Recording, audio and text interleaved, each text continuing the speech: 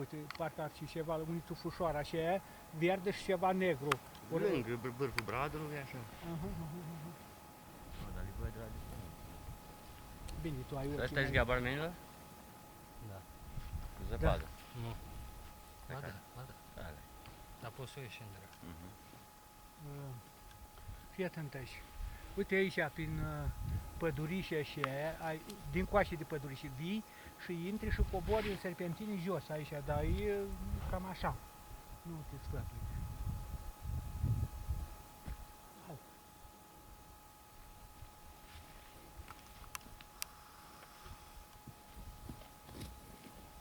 George, este ceva sau nu? Iese. Acolo chiar pe culmi-s două. Da.